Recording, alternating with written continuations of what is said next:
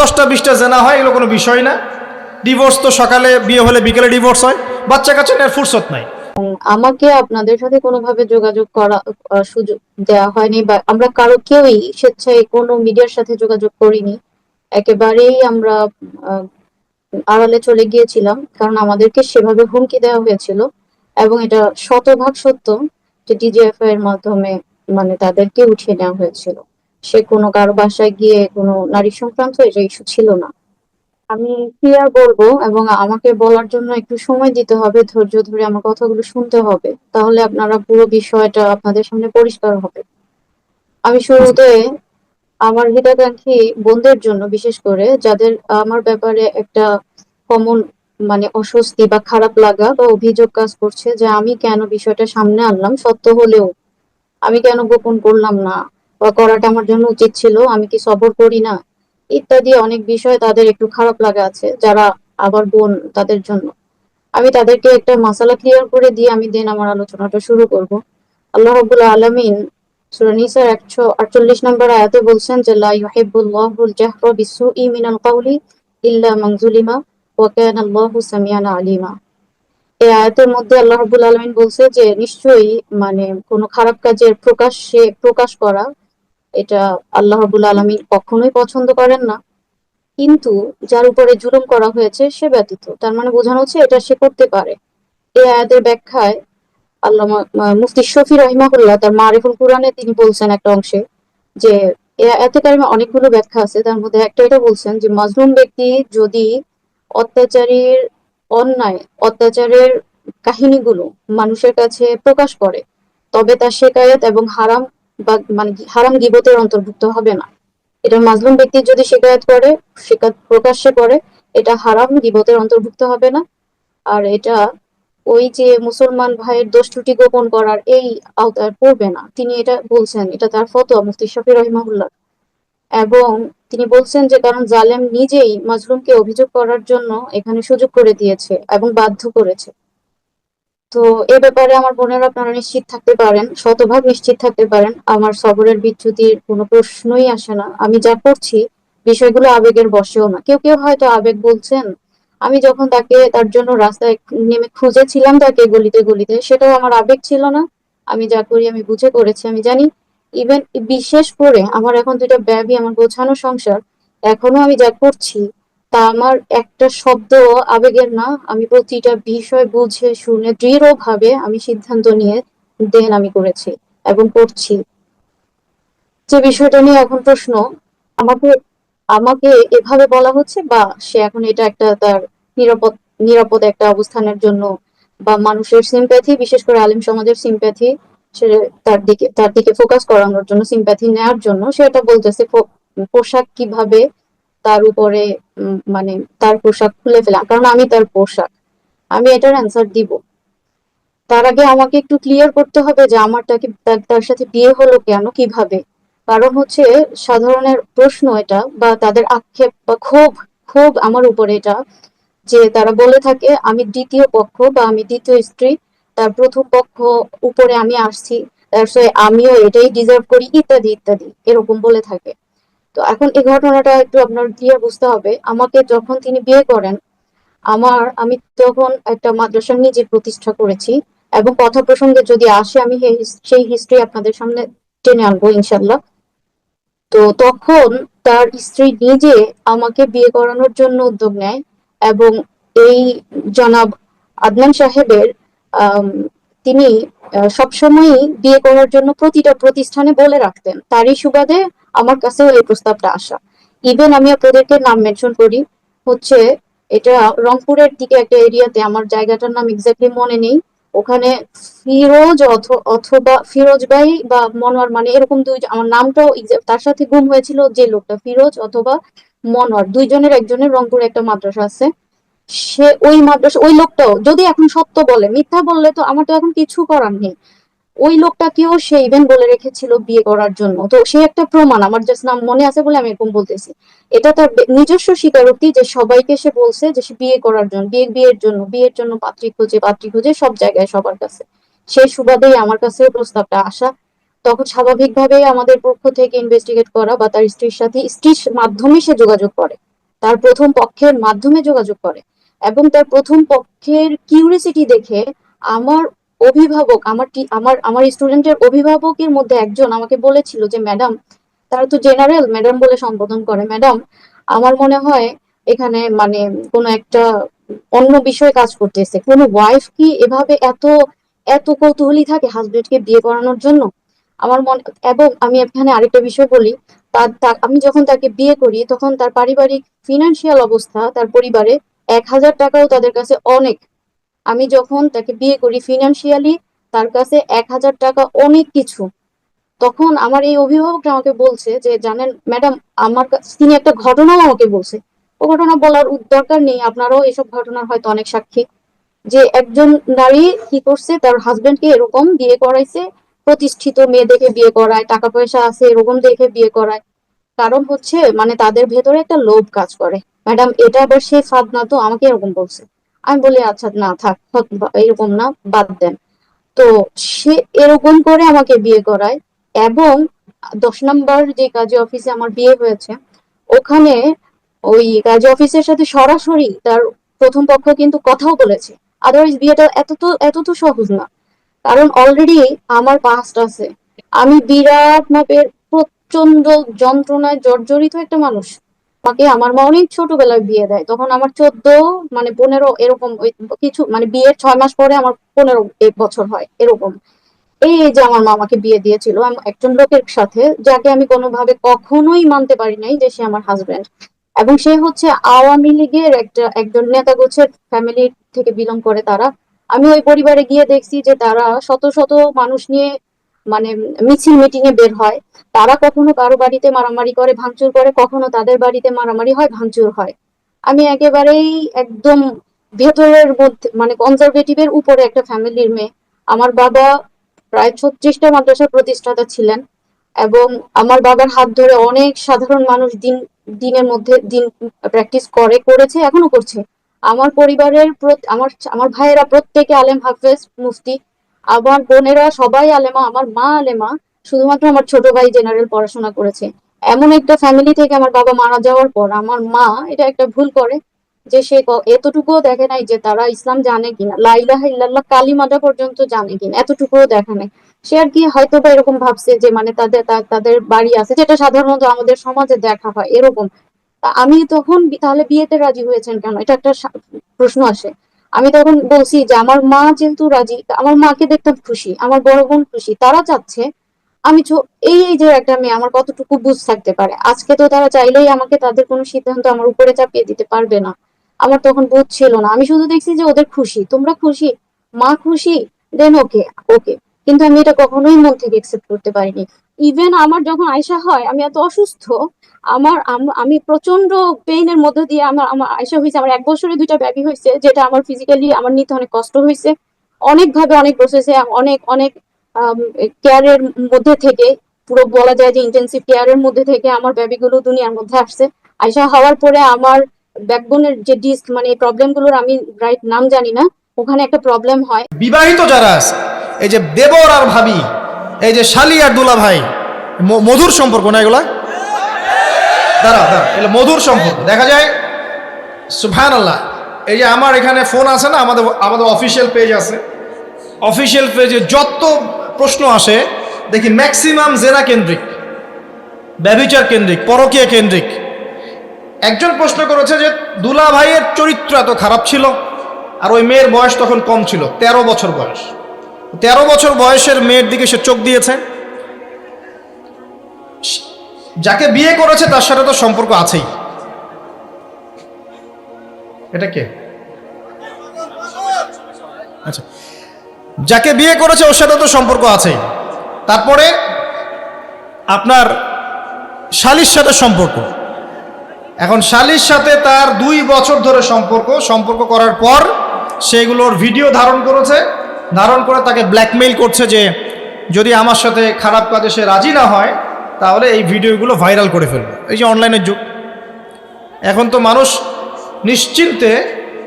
নিশ্চিন্তে মানুষ যে একটা প্রাইভেট লাইফ লিড করবে সেটাও করতে পারে না। প্রাইভেট লাইফের সব কিছু রেকর্ডেড হয়ে যায়, হয় না? তো এটা একটা ফিতনা, মহা ফিতনা।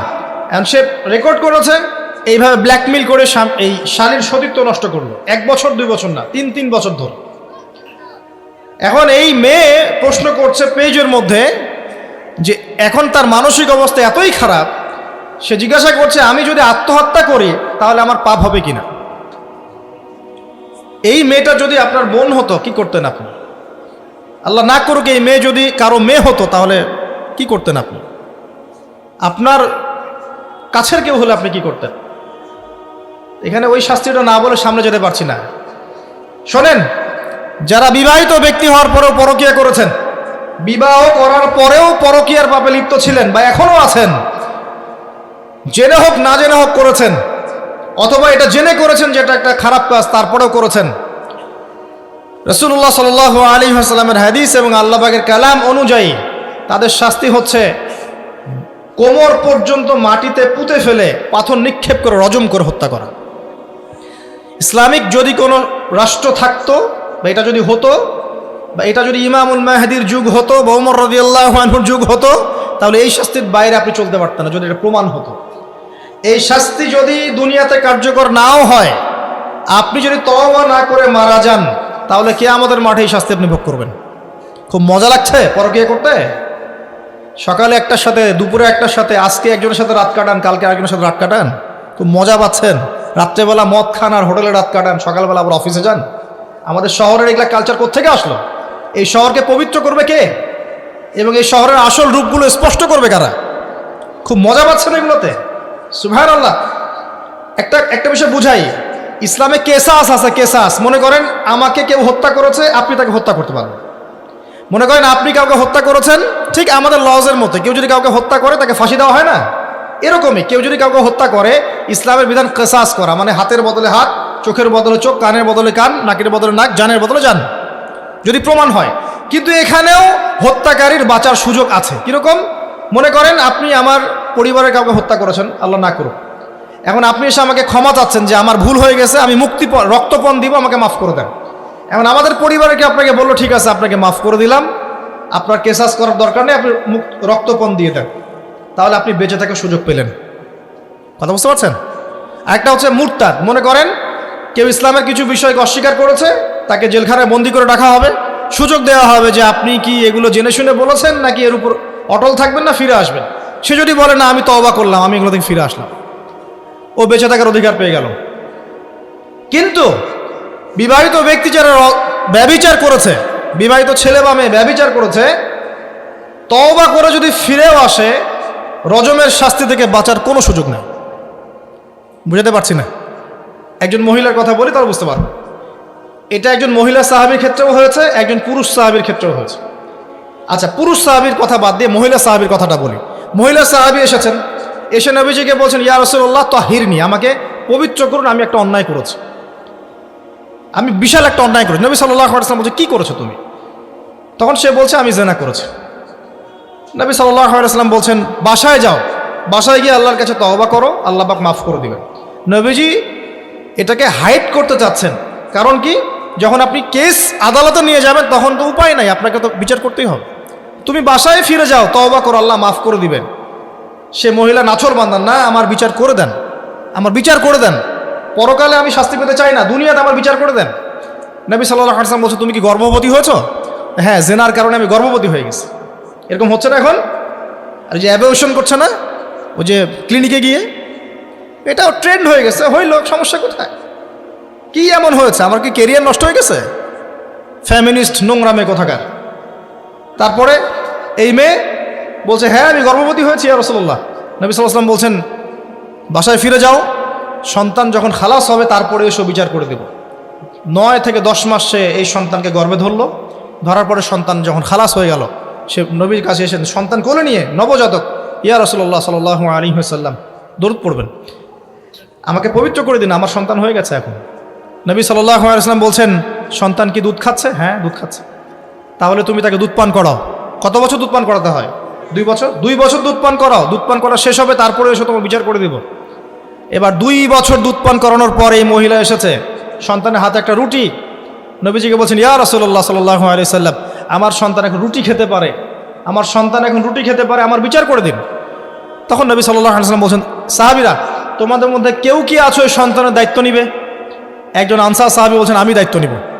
তখন এই আনসার সাহাবীর কোলে নবী সাল্লাল্লাহু আলাইহি ওয়াসাল্লাম এই বাচ্চাকে তুলে দিলেন। তুলে দেওয়ার পর খালিদ বিন ওয়ালিদ রাদিয়াল্লাহু আনহু অন্যান্য সাহাবীদেরকে বললেন, যাও এই মহিলাকে নিয়ে যাও, কোমর পর্যন্ত গেড়ে দিয়ে রজম করে হত্যা করো। এবার এই মহিলাকে নিয়ে যাওয়া হচ্ছে, একটা কথা বানিয়ে বলছি না, এই আপনার আলেম ওলামা যারা আছেন জিজ্ঞাসা করবেন কওমি মাদ্রাসার। এই মহিলাকে নিয়ে যাওয়া হচ্ছে, মহিলাকে পাথর নিক্ষেপ করা হচ্ছে। পাথর নিক্ষেপ করার মধ্যে খালিদ বিন ওয়ালিদ রাদিয়াল্লাহু আনহুর পাথরও ছিল। খালিদ বিন ওয়ালিদ রাদিয়াল্লাহু আনহু নাম শুনেছেন না? বীর সাহাবী, তিনি পাথর নিক্ষেপ করেছেন একটা। এই পাথরের আঘাতে ওই মহিলার কোন একটা জায়গায় লেগেছে, গায়ের লেগে রক্ত বের হয়ে গেছে। রক্তের ছিটাটা তার গায়ের এই যে কাপড় এসে পড়েছে। কাপড় এসে পড়ার সাথে সাথে খালিদ বিন ওয়ালিদ রাদিয়াল্লাহু আনহু বলছেন, ছি ছি ছি ছি ছি, আমার গায়ের মধ্যে এরকম নোংরা ব্যভিচারী মহিলার রক্ত পড়লো কি? এরকম একটা তাচ্ছিল্যের কথা বলেছেন। তখন নবী সাল্লাল্লাহু আলাইহি ওয়াসাল্লাম বলছেন, হে খালিদ তুমি থামো, হে খালিদ তুমি চুপ করো। তুমি জানো এই মহিলা এই 2 বছরে 3 বছরে এত তওবা করেছে আল্লাহর কাছে, এই সমস্ত তওবা যদি মদিনাবাসীর মধ্যে বন্টন করে দেওয়া হয় তবুও কম হয়ে যাবে। আর আমি এখন দেখছি এই মহিলা জান্নাতে সাঁতার কাটছে। আমি বুঝাতে পারছি না আপনাকে প্রিয় বোন, প্রিয় ভাই, যারা বিবাহিত হয়ে ব্যভিচার করছেন, জেনা করছেন, তিনি তওবা করেছিলেন, তওবা করেছেন, আল্লাহ পাক মাফও করে দিয়েছেন, জান্নাতে চলে গেছেন, কিন্তু পৃথিবীতে তার শাস্তি কায়েম করা হয়েছে। বিবাহিত ব্যক্তি ব্যভিচার করে ফেললে তার পৃথিবীতে বেঁচে থাকার অধিকার সে হারিয়ে ফেলে। আর এই পাপটাকে আমাদের সমাজে এত সহজ বানিয়ে দেওয়া হয়েছে, যে যার সাথে ইচ্ছা পরকীয়া করতে পারে। মেয়েও করছে, ভাবিও করছে, শালিও করে, দুলাভাইও করে, সবাই আমরা পরকীয়া করতে যাচ্ছি। পরকীয়ার সয়লাভ বন্ধ করতে হবে, পরিবারে পর্দা কায়েম করতে হবে, অপসংস্কৃতি ঠেকিয়ে দেন, এগুলা চ্যানেলগুলো বন্ধ করে ফেলেন বাসা থেকে। ইসলামিক সমাজ কায়েম না করতে পারলে আমাদের মা বোনরা সব নষ্ট হয়ে যাবে দিন দিন। আর পরিবারের ইজ্জত যখন চলে যায়, কোনো কিছুর বিনিময়টাকে ফিরে পাওয়া যাবে না। কেন পরকীয়া করতে গিয়েছেন? আল্লাহ, আপনার যদি এতই চাহিদা থাকে আরেকটা বিয়ে করেন না কেন? বিয়ে করতে সাহস কুলায় না নাকি? বিয়ে করলে যে স্ত্রীকে নিয়ে সূর্যের আলোতে ঘুরতে হয়, ওই জন্য ইঁদুরের মতো রাতের বেলা অন্ধকারে আপনি থাকতে চান, সিংহের মতো সকালবেলা সূর্যের স্নান করতে পারেন। কথা বুঝতে পারেন না? বিয়ে করলে স্ত্রীকে নিয়ে পুরুষের মতো, সুপুরুষের মতো সূর্যের আলোকে আপনি হাঁটবেন রাস্তায়, কাউকে ভয় করবেন? আপনার মতো কোনো ভয় কাজ করবে না। আর এখন আপনি ইঁদুরের মতো রাতের অন্ধকারে রাত কাটান অন্য মেয়ের ঘরে গিয়ে। এই শহরের এই মহামারীগুলো বন্ধ করতে হবে। আমি এই শহরের একজন শুভাকাঙ্ক্ষী বাসিন্দা, আমি এখানকার। আমি আমার চোখ দিয়ে যা দেখছি, এটা দেখার পর চুপ থাকতে পারি না। আমরা সব জায়গায় জানা দেখছি, আর মাদক দ্রব্য দেখছি, আর পরকীয়া দেখছি। পর্নোগ্রাফির তো শেষ নাই, প্রত্যেকের ফোনে ফোনে পর্নোগ্রাফি, এভরিবডি। পর্নোগ্রাফি আর মাদক আর ব্যভিচার, জেনা, ফ্রি মিক্সিং অবাধে আমাদের শহরে। বস্তুবাদী তো আছেই। তো এটাকে আখিরুজ্জামানের শহর বলবো নাকি আউয়ালুজ্জামানের শহর বলবো নাকি? শুধু এই শহরের সমস্যা এটা নয়, প্রত্যেক বড় বড় শহরেই সমস্যা। ইভেন এগুলো এখন গ্রামে পর্যন্ত চলে গেছে, এগুলো গ্রামেও চলে গেছে, গ্রামে আরো বেশি আছে। দেখবেন শহরের ছেলেরা তো জিন্স আর টি শার্ট পরা মেয়েদেরকে দেখে অভ্যস্ত না, এরা না একটু কন্ট্রোল করতে পারে। আর যখন একটা গ্রামের ছেলে পর্নোগ্রাফি দেখবে, সে তো আর নিজেকে কন্ট্রোল করতে পারে না। বুঝতে পারছেন না? আমাদের শপিং মলগুলোতে গেলে আমরা দেখি টি শার্ট আর গেঞ্জি পরা মেয়ে ঘুরছে, তাই না? এটা দেখতে দেখতে অভ্যস্ত আমরা, এই জন্য আমরা কন্ট্রোল করতে পারি কিছুটা হলেও, তাই না ছেলেরা? কিন্তু গ্রামের ছেলে মেয়ে যারা, তারা কিন্তু পর্ন দেখলে আর কন্ট্রোল করতে পারে না। দেখুন গ্রামে ধর্ষণ দিন দিন বাড়ছে, day by day, day by day. এই সমস্যাগুলো বড় বড় প্রত্যেক বিগ সিটিজ অ্যান্ড টাউনে এই সমস্যা, একই সমস্যা। এর ছড়ালো কারা? ওই পশ্চিমাদের থেকে এই সমস্ত বিশ্বে এগুলো ছড়িয়ে গেছে। এরা এমন একটা সভ্যতা যারা প্রত্যেকটা পাপকে গ্লোবালাইজেশন করে দিয়েছে। সুদ খেয়েছে, সারা বিশ্বে ছড়িয়ে দিয়েছে। মদ খেয়েছে, সারা বিশ্বে ছড়িয়ে দিয়েছে। জেনা করেছে, সারা বিশ্বে ছড়িয়ে দিয়েছে। ফ্যামিলিস্ট রেভলিউশন সারা বিশ্বে ছড়িয়ে দিয়েছে। ব্যাংকিং, সুদভিত্তিক ব্যাংকিং সিস্টেম সারা বিশ্বে ছড়িয়ে দিয়েছে। প্রত্যেকটা সমস্যা দেখবেন ওখান থেকে সারা বিশ্বে ছড়িয়ে গেছে। আর আমরা মনে করি ওরাই নাকি মানবতার মুক্তির পথ দেখাবে। সুবহানাল্লাহ। ওরা তো ছেলে ছেলে বিয়ে করে। যে সম্প্রদায় ছেলে ছেলে বিয়ে করে, ও আমাকে ভালো মন্দ শিখাবে? ওখানে তো একটা প্রত্যেক 10 সেকেন্ডে একটা করে মেয়ে রেপ হয় আফ্রিকান কন্টিনেন্টে। জার্মানির, আমি পর্নোগ্রাফির একটা লেকচার দিয়েছি, দেখবেন নীল দর্পণ, ওখানে সব ডিটেলস দিয়েছে। জার্মানি, ব্রিটেন বলেন, আমেরিকা বলেন, এই প্রত্যেকটা কান্ট্রির মধ্যে প্রত্যেক মিনিটেই একটা করে মেয়ে ধর্ষণের শিকার হচ্ছে। ওরা আমাকে শিখাবে নারীর স্বাধীনতা অধিকার? আমার কাছে কোরআন এবং সুন্নাহ আছে, রাসূল আছেন, আমার কাছে আল্লাহ আছেন, এগুলোকে বাদ দিয়ে তোমার কথা শুনতে হবে আমাকে? এরা আমাদেরকে বাঁচাবে না, বরং এরা সারা বিশ্বে ইয়াজুজ মাজুজের মতো ফিতনার ফাসাদ সৃষ্টি করে বেড়াচ্ছে। আসুন, একটা ব্যাখ্যার অনেক কথা হয়ে গেল। আল্লাহর ওয়াস্তে যুবক যুবতী যারা আছো, লেকচার যদি কানে যাবে, আজকেই জেনা থেকে তওবা করতে হবে। জেনার ধার কাছে যাওয়া যাবে। হালালভাবে বিয়ে করো। যদি তোমার খুব যৌন চাহিদা থাকে, তোমার অনেক চাহিদা, তোমার অনেক সম্পত্তি আছে, ব্যালেন্স করতে পারো, একাধিক বিয়ে করো, কি সমস্যা? পরকীয়া করতে যাচ্ছেন কি জন্য? করবেন না। আর হালাল উপার্জনের সোর্স হয়ে গেছে, অবিবাহিত থাকার দরকার নাই, বিয়ে করে ফেলেন। বিয়ে আপনার জীবনটাকে সুশৃঙ্খলতা নিয়ে আসবে। আমি গার্ডিয়ানদেরকে রিকোয়েস্ট করবো যে বিয়েটাকে সহজ করে দেন, কঠিন জটিল করেন না, জেনা বাড়তে থাকবে। না হলে যে সন্তান, যে ছেলেটাকে মেয়েটাকে ছোট মনে করছেন না, ছোট নাই, সে অলরেডি 4-5 ঘাটের পানি খেয়ে আসছে, দেখবেন। আপনারা পরিসংখ্যান দেখেন, বাংলাদেশের ইয়াং ইউথ জেনারেশন যারা আছে, এদের মধ্যে ম্যাক্সিমামই বিবাহ বহির্ভূত সম্পর্ক স্বাদ পেয়ে গেছে অলরেডি। স্কুল কলেজ পাশ করেনি, এখন পর্যন্ত যৌন সম্পর্ক করে বসে আছে। আর ছোট ছোট মেয়েগুলোকে ছোট মনে হয়, বদের হাড্ডি সবগুলো। সব জায়গায় দেখবেন এরা বেশি বদের হাড্ডি। কেন বলছি জানেন? এরা ছেলেদেরকে সিডিউস করে, ভালো মেয়ে কোথায় খুঁজে পাবেন এখন? খুব রেয়ার, খুব ডিফিকাল্ট, খুবই ডিফিকাল্ট। এমনকি আর ভিতরে কথা বলতে গেলাম না, আমার ফ্যামিলির, আমাদের স্ত্রীরা তো মাদ্রাসায় পড়েছে, পড়ে নাই? ভিতরে কথা বলতে গেলাম না, মাদ্রাসায় পড়া মেয়ে কেমন করে এগুলা কাজ করতে পারে? অতএব বিয়েটাকে সহজ করেন, জেনাটাকে বন্ধ করেন, পরকীয়া রাস্তা বন্ধ করেন। এগুলো শাস্তি দুনিয়াতে না পেলেও পরকালে পেতে হবে। কিন্তু রাসূলুল্লাহ সাল্লাল্লাহু আলাইহি ওয়াসাল্লাম মেরাজের রাতে গিয়ে দেখে এসেছেন যে একটা চুলা দেখেছেন, চুলা তন্দুর চুলার মতো, নিচের দিকটা ফাঁপা, উপরের দিকটা সরু, আগুন জ্বলছে দাউ দাউ করে, এক শ্রেণীর মানুষকে পোড়ানো হচ্ছে। আগুন যখন ফ্লো বাড়ছে, মানুষ উপরে আসছে, ফ্লো কমছে, নিচে নামছে, এভাবে আর কি। রাসূলুল্লাহ সাল্লাল্লাহু আলাইহি ওয়াসাল্লাম জিজ্ঞাসা করলেন, ইয়া জিবরিল, এরা কারা? জিবরাইল আলাইহিস সালাম বলছে, এরা আপনার উম্মতের সেই সব ব্যক্তি যারা জেনার পাপে লিপ্ত ছিল, এবং তাদের এই আযাব থেকে এত দুর্গন্ধ বের হচ্ছে কল্পনা করতে পারবেন না। আরেক শ্রেণীর লোককে দেখেছেন, সামনে এই যে ভালো গোশত, পাশে খারাপ পচা গোশত, বসে বসে পচা গোশত খাচ্ছে, ভালো গোশত খাচ্ছে না, শাস্তি হচ্ছে কবরে, বারজাখের জগতে। নবী জিজ্ঞাসা করছেন, এরা কারা? জিবরাইল আলাইহিস সালাম বলছে, এরা হচ্ছে আপনার উম্মতের সেই সব ব্যক্তি যাদের ঘরে পবিত্র স্বামী ছিল, পবিত্র স্ত্রী ছিল, তাদের সাথে সন্তুষ্ট না থেকে তারা পরকীয়া করেছে। আল্লাহ পাক আমাদের শহরটাকে হেফাজত করুন। আমি এখানে একটাই সলিউশন, ইসলামিক অনুশাসন, আদারওয়াইজ অন্য কোনো সলিউশন নাই। কতক্ষণ ভালো থাকবেন আপনি? চতুর্দিক থেকে আপনাকে জেনায় উদ্যুক্ত করা হচ্ছে। আপনি অনলাইনে ঢোকেন, এই যে ফোনটা নেন, ফেসবুকে ঢোকেন, ইউটিউবে ঢোকেন, খালি জেনা আর জেনা। মানে জেনাটাকে এমনভাবে দেখানো হয় যে কি যে মজার একটা বিষয়, কি যে মজা একটা, অথচ জানেন জেনার মধ্যে যার্রা পরিমাণ কোনো সুখ নাই। আপনি হালালভাবে বিয়ে করেন, আপনি যে সুখটা পাবেন, আপনি শত শত জেনা করলে সে সুখ পাবেন না। এটাকে দেখানো হয়, এই যে পর্নোগ্রাফি যা দেখায়, সবই ভুয়ার বানোয়ার, এটা টোটালি বানোয়ার জিনিস। শুটিং আছে না, শুটিং, ওই যে নায়ক নায়িকা নাচানাচি করে, শ্যুট করে না, ঠিক সেমভাবে এটাকে শ্যুট করা হয়। এগুলো শুটিং জাস্ট, আর কিছু না। তো কেন ছড়িয়ে দেওয়া হলো? কারণ মুসলিমদের ইমান, তাদের তাকওয়া, তাদের কলবের যে নূর, এটাকে নষ্ট করার জন্য। কারণ মুসলিম যুবকরা যদি ইসলামের আলোয় উদ্ভাসিত হয়, তাদেরকে ঠেকানো এত সহজ নয়। তাদের দ্বারা ইনশাআল্লাহ দেশ, জাতি এবং উম্মার খেদমত হবে। এই কারণে তারা সুকৌশল এটা করেছে। আসেন, অনেক লম্বা না করে আমি ফিনিশিংয়ের দিকে টানছি এখন এদিক থেকে। দ্বিতীয় ব্যাখ্যা এটা হতে পারে যে সমাজে ন্যায় অন্যায়, হক বাতিলের মানদণ্ডই কি হবে? উল্টে যাবে। উল্টে গেছে কিনা? মানুষ এখন মিথ্যাবাদীকে সত্যবাদী মনে করে কিনা? এবং ওয়ার্ল্ডে যত বড় বড় মিথ্যা নিউজগুলো হয়, সবাই এগুলোকে সত্য মনে করে না। আর সত্য নিউজগুলোকে মানুষ মিথ্যা মনে করে। আমানতদার একটা ব্যক্তি বলে যে চরম খেয়ানতকারী ব্যক্তি বলে আমানতদার। যার চরিত্র দেখবেন সবচেয়ে খারাপ, ওকে বলছে একেবারে কি চরিত্র, মহান চরিত্র অধিকারী।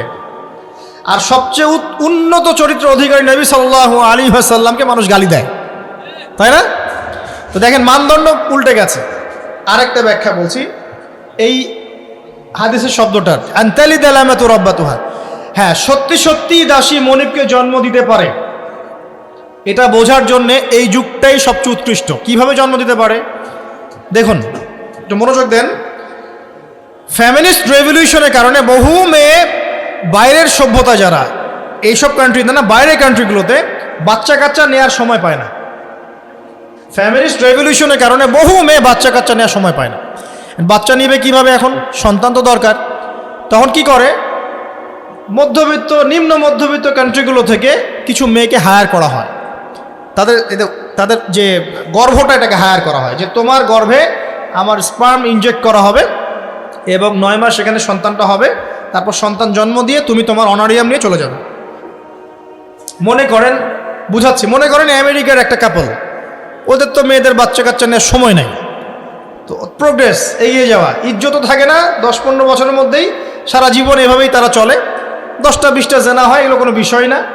ডিভোর্স তো সকালে বিয়ে হলে বিকেলে ডিভোর্স হয়, বাচ্চা কাচ্চা নেওয়ার ফুরসত নাই। এখন আমেরিকান এক মেয়ে ধরেন, এক ছেলে ধরেন একটা শ্রীলঙ্কার কোনো মেয়ের গর্ভ ভাড়া করেছে।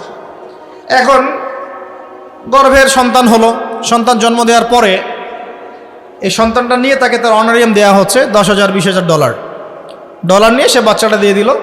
এই যে বাচ্চাটা যে হলো, এই বাচ্চাটা হচ্ছে মনিবের, আর এই মেয়েটা হচ্ছে এখানে দাসী। এই যে দাসী তার মনিবকে জন্ম দিল কি দিল না? বুঝতে পারছেন না কথা মনে হয়? এই ব্যাখ্যাটা আজকে থেকে 30-40 বছর আগেও করা যেত না, এখন 30-40 বছরের মধ্যেই ব্যাখ্যাটা করা যায়। ইসলাম এভাবেই চিরপ্রাচীন, চির নতুন, চির আধুনিক।